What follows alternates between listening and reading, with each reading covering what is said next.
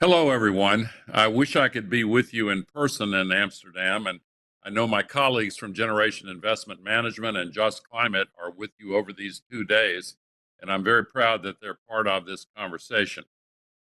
So, here's what I have to say. I'm not going to sugarcoat it. These are difficult and uncertain times for investors, for global security, and for humanity.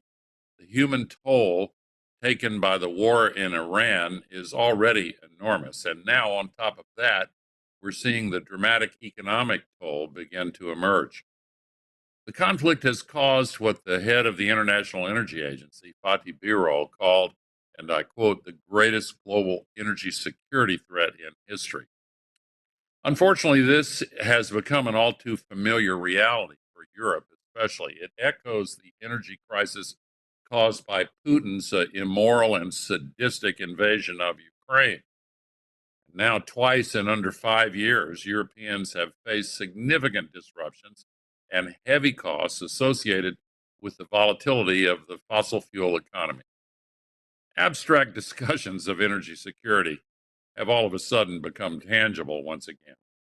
And it has become abundantly clear to leaders in government and business alike that, and here I quote Germany's finance minister, renewable energy is freedom energy.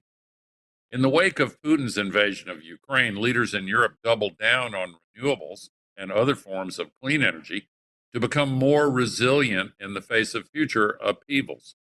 We're beginning to see those investments pay off.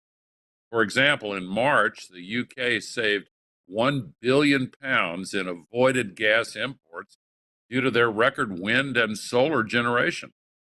That's the equivalent of 18 fully loaded LNG tankers. Or take the example of Pakistan, where solar adoption is saving the country $6.3 billion this year that otherwise would have been spent on importing yet more fossil fuels at elevated prices. Pakistan's fossil fuel imports have declined 40% between 2022 and 2024. So now is the time to speed up this transition worldwide. Global investment in clean energy reached $2.2 trillion in 2025. That's double the amount flowing into fossil fuels. Costs in solar, batteries, and electric vehicles continue to fall year after year. Make no mistake, the sustainability revolution is unstoppable. Opponents of the energy transition can try to slow it down, but they cannot stop it. Yet, we have to acknowledge that even now we're still not moving fast enough, and that's where you come in. The organizers of this summit have framed it well. We need solutions first investing. Capital that flows toward climate solutions is not charity, it's prudent investment. I could go further and say it would be a dereliction of fiduciary duty to ignore the direction in which the world economy is so clearly now headed. The strongest contribution any of us can make is not another pledge, it's the decision to invest deliberately and ambitiously in the companies building the economy of the future. So let's get to work. Thank you.